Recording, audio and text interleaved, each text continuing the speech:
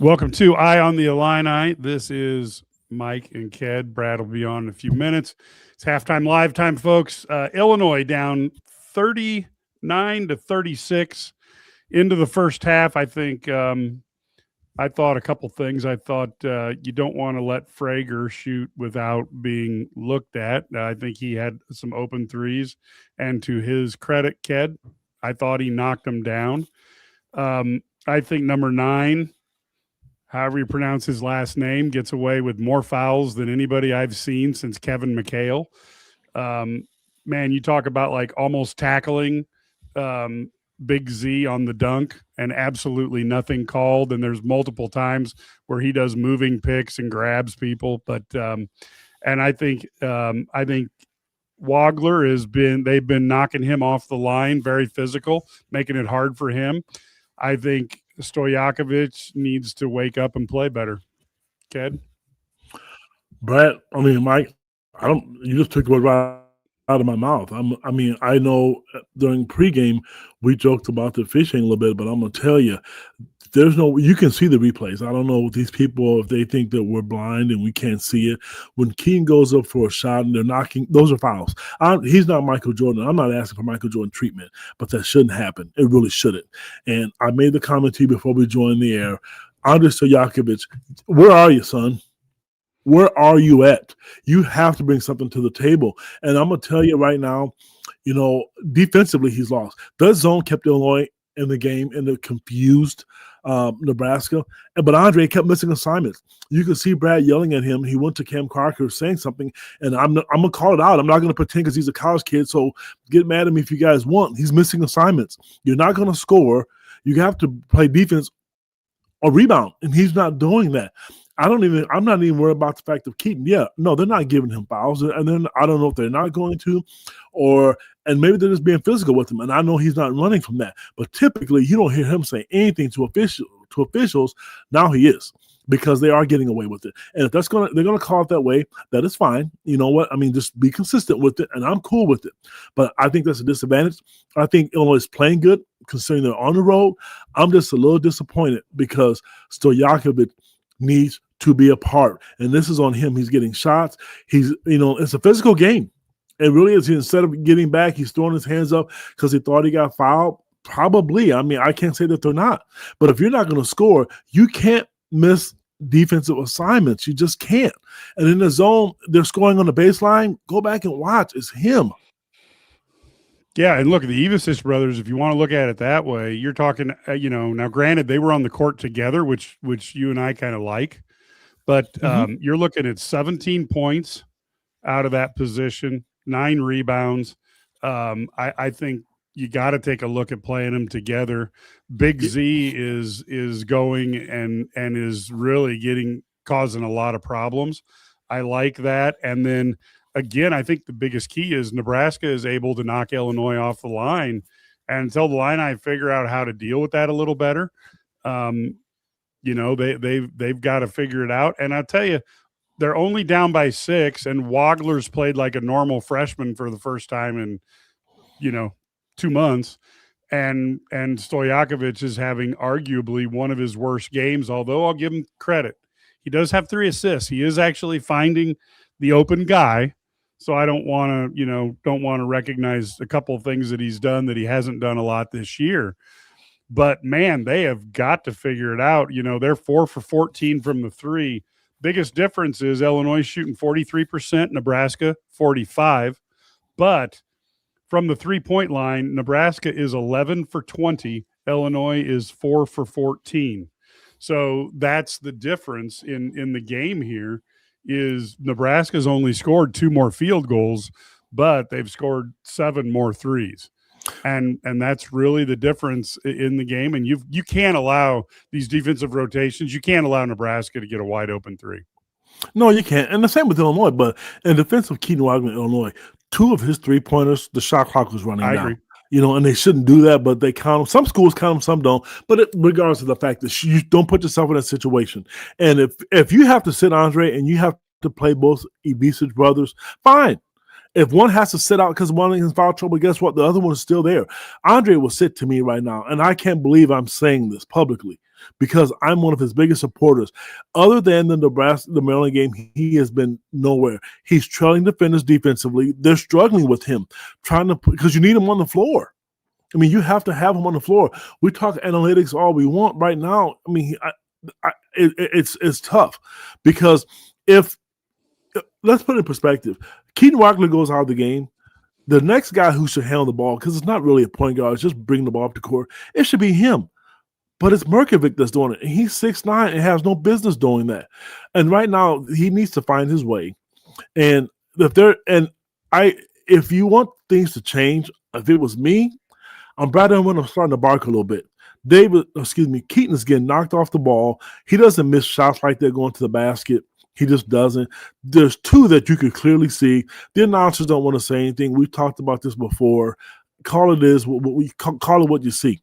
And yeah, he's not making tons of shots, but I will continue to get to the basket. They're not defending him no different than Washington did or late in the second half where Purdue did. They're just calling fouls. They're not calling fouls. And yes, Nebraska is a physical team, but what's going to frustrate me is if Illinois loses, I'm going to be upset because I do think they're a better team. I really do think they're a better team, and they're only down by 6 points, Mike, and they had a lead, and one of those threes came because Keaton got hurt and he couldn't get back. Yeah, and look, I think realistically, if if you would have told me that Keaton's going to play a normal game again, I'm not saying he's playing horrible, just a normal game. Yeah. And Stojakovic was going to play poorly, and Illinois was only down by 6 at the half, I would say then Illinois has to feel decent about the second half. The problem to me is you've got to get Stojakovic untracked, and even if you can just get him to just get a hand up and stay between the shooter and the rim. I mean, so some of the more basic stuff. Keaton's going to have a big second half, and I really the story of the game for me is I really like this double Ivisic lineup. I think that has been really nice. And boy, you're getting Big Z, again, he probably should have had a few more free throws because he's been getting nailed by number 9 every time he gets around the ball. And then if I was Underwood, I'd be arguing about a moving pick almost every time he sets a pick, because not only is he moving, but he'll actually grab people. I mean, you got to kind of get on in the refs a little bit when that stuff start happening. I'll tell you what, if you want to see that, wait until you see them play Michigan State next week when Tom Izzo, because he cries more than my 3-year-old grandson. So it's going to happen. Brad has to say something. If you're not going to say anything, then here's what you do. Illinois has to match their physicality. You cannot allow a Nebraska team to be that much more physical than you. It can't happen. So if it's me, and I'm Keaton Wagler, because he tries to avoid the contact, go into the defender and force them to call a foul. He's an 83% free throw shooter. Force them to call a foul because they're going to give it to you. If not, then it's time for Brad to get up and do what most of the other coaches in the Big Ten do. Start getting in their ass and make the officials call a foul.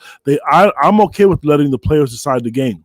I really am. The thing I don't like about it, Ked, is if I think Nebraska's doing the right thing. They're being very physical and it's not getting called. That's what you should do. Meanwhile, Illinois at the end of the half was allowing wide open threes. And I'm sorry, but you cannot allow a team watching this Nebraska team reminds me of a Bo Ryan Wisconsin team.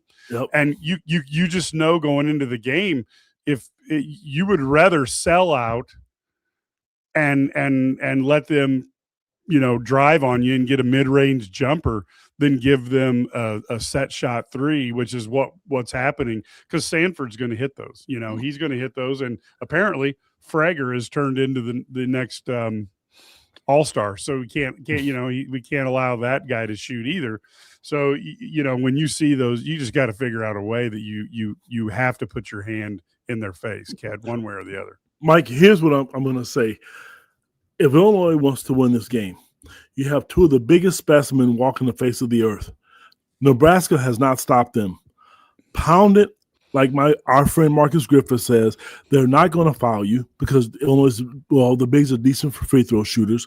Make them pay. I'm okay with spreading the floor and spraying the ball out. Great. But if you get an isolation and you attack the basket, if you're wide open, shoot the three, great. But get to the rim, and playing both of them is huge. I really, really hope that he goes back to that the second half. I hope they don't abandon the zone unless Andre's in the game. If he can't figure it out, don't do it. It stinks because you can't help out with Nebraska. They're a good three-point shooting team. And I'm not saying the official, this is not costing them the game, so I don't want anybody saying Ked to complain about the officiating. Well, Illinois has to match that. And the one thing I will say, I don't think Keaton's got the benefit of that with some fouls, but you got to play Z more. I got to see this. I don't care about minutes. It's about winning the game. And right now he's cooking on both ends of the floor. Mike, I mean, just we've talked about this every single podcast he's in the game.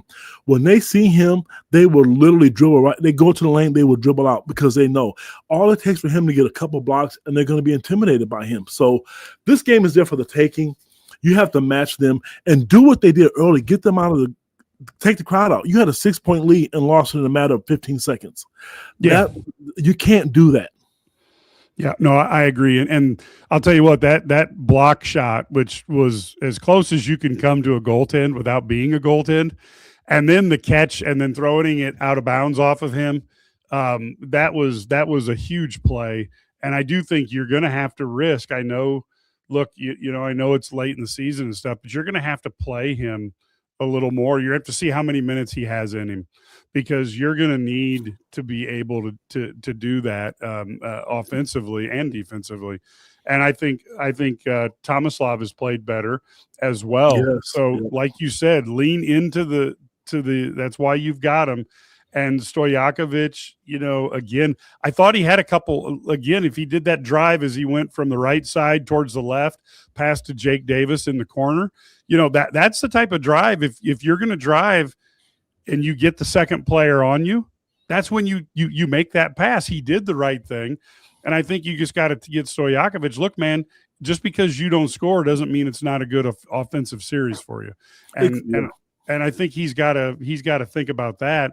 But boy, the defensive end again, I don't know how you know, we're down to the point where we're playing 7 or 8 guys again. And part of that's because of Boswell. And somebody, I think St. Dominic's Rosary mentioned that if you know, if Boswell was here, you probably wouldn't see as much of Stojakovic this game. But you don't have him. And you got to figure out how you're going to play defense, and you cannot allow open threes. Whether you have to fight through, doesn't matter what you need to do. You got to figure out how to get towards that ball and put them out. You know, so you've got to make them adjust their shot somehow. Brad, so for the people out there want to criticize Underwood, I mean, let's be honest, guys. This dude's a Division I basketball coach. If you don't think he understands how good of a shooting team this is, he does. You can see there's missed assignments. Most of the missing assignments in the first half came from Stojakovic and Merkovic. That's who they are. Somebody asked the question, why they come out of a zone? Because they're missing assignments. Yes, it's working, but you can't have 3 guys doing it and the other 2 guys don't. What it is, it's a matchup zone. I love it. I don't know how long they worked on it, but it's a really, really good defense, and it confused Nebraska. The reason why I like it is because they don't have an opportunity to catch and shoot. But if your back end guys aren't going to do well with it, don't play it. It is better. It is clearly better with both Ibise's brothers, and they're doing it. You know, and Mike, you're right. There's no Ty Rodgers and there's no Kylan Boswell. If they want to win the second half, the Ibise's brothers have to be great, and they have to get Keaton going, and the game's about to start. It started. We will be back 5 minutes after the game in, folks. We will see you. Until then, go Illini.